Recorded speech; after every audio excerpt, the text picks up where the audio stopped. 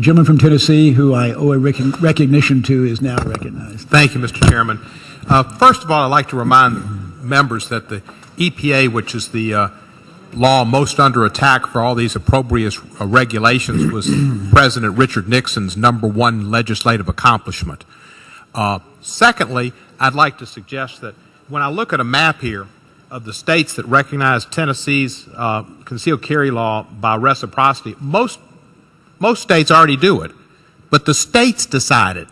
They didn't have the federal government tell them to. The big state that doesn't stands out, big old pink state, is Texas. I don't know what your problem is. We brought some guns down there in the 1840s and helped you all out a lot. Y'all should remember that. But now, yes, sir. I think it was 1836, but... Well, it was within the margin of error. Tennessee requires a person to be 21 years of age to get a gun permit. Some states don't. You just have to be 18. Does it make sense to say to the states that require you to be 21 that you can have 18 and 19 and 20-year-olds now coming into your state with guns? I submit not. My friends on the other end of the side of the aisle are great supporters of states' rights until this happens. It's as if somebody's holding a gun to your head. I don't understand it. I'd yield back the remainder of my time. Thank you, Mr. Cohen. The gentleman from South Carolina, Mr. Gowdy. I thank the chairman, and the gentleman from Tennessee raised a very good point. I would be curious whether or not he agreed with me that there's a constitutional right to travel. I don't know that there is. I think there's a constitutional right to, there's speech, there's redress your grievances, petition your government, freedom of religion. You do not think the Constitution, within the penumbra of any It probably does in penumbra. I just can't place a specific case or a specific verbiage. Do you think inherent within the Constitution is a constitutional right to defend yourself? I guess there is. I don't know if it's in the Constitution. You have a right to liberty in the pursuit of happiness, and maybe defending yourself allows you to have happiness. Liberty is maybe there. Of course, that's a Declaration of Independence. I don't want to get like Governor Perry. I'm sorry. Well, the gentleman from Tennessee is an extremely accomplished, highly decorated attorney who I have great respect for his legal acumen, but I guarantee you that no one on the other side of the aisle would allow there to be any restrictions whatsoever on the First Amendment. You would go nuts if we argue that states' rights allowed South Carolina to somehow impact the First Amendment. Or the fourth, that we were going to have all these different search and seizure requirements based on the 50 states. Or the fifth, that Miranda was going to be subject to what South Carolina wanted, or Utah wanted, or Nevada wanted. Or the eighth with cruel and unusual punishment. Would the gentleman yield? I am just curious why the Second Amendment is afforded so little.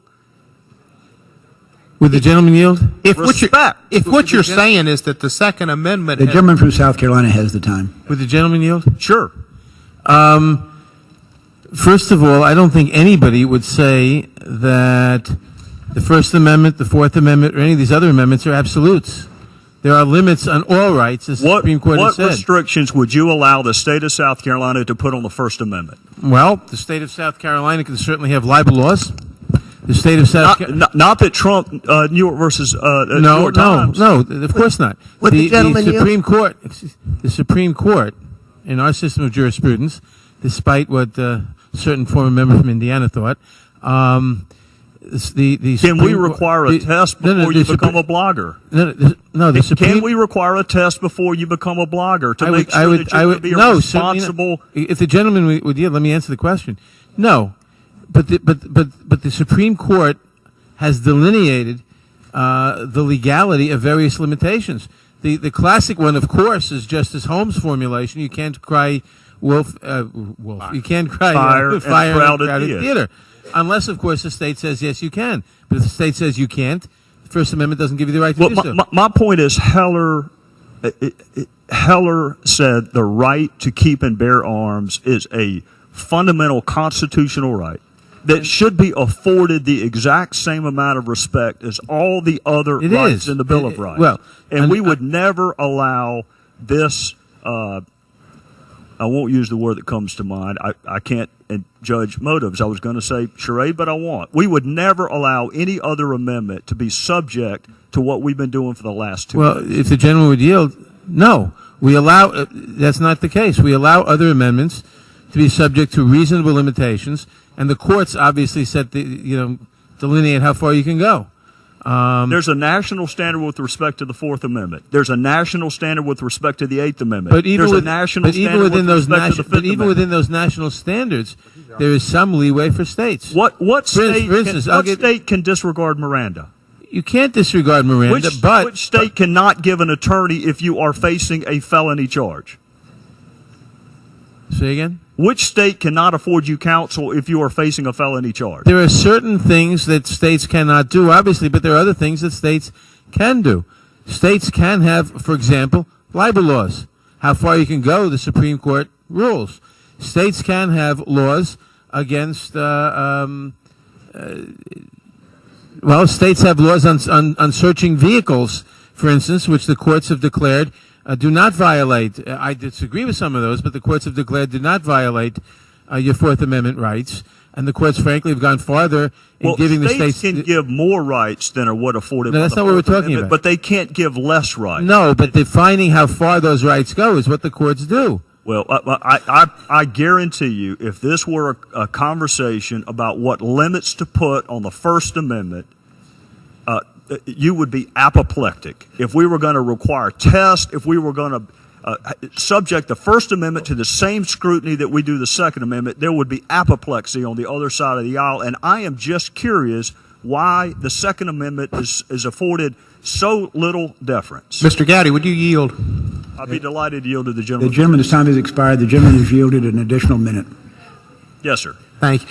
Are you submitting that there should be a national right to carry law and that the state laws are violative? Because if you have state laws that limit who can have a gun, that they are in essence violations of the Second Amendment, because the Second Amendment says everybody should have a gun. What I'm asking is why we have a national standard for every other amendment except the Second. Well, we don't have necessarily... Because I have been getting, some of it good-natured and some of it less than good-natured, lectures on states' rights. There are more defenders of states' rights on the other side of the aisle in the last 2 days than I have heard in my previous 7 months. The states' rights emanate from the Ninth and Tenth Amendment. The Ninth and Tenth Amendments come after the Second Amendment. So the notion that we're going to choose states' rights when we like it and ignore them when we don't, I just find that to be sophistry. Well, that's what we're suggesting. Is the sophistry is bipartisan. Will the gentleman yield? will the gentleman from Tennessee yield? Sure, I'll yield. I don't. I appreciate this exchange very much. It seems to make exactly the point I made yesterday that was so vehemently objected to. The question I asked yesterday of the amendment sponsor was... The gentleman has yielded an additional minute. Thank you, Mr. Chairman. Well, the gentleman from South Carolina has the time. I think the gentleman from Tennessee has the time. Don't waste your time. In any event, the question I asked was, if it's eligibility requirements today, then isn't it likely that where we're headed next is the suggestion that there should be no ability for states to impose their own regulations with respect to where the handguns can be carried and how it's actually implemented. The fact is, as I explained, in Florida now, there are all sorts of public places that are open that one can take a concealed handgun. In other states, no.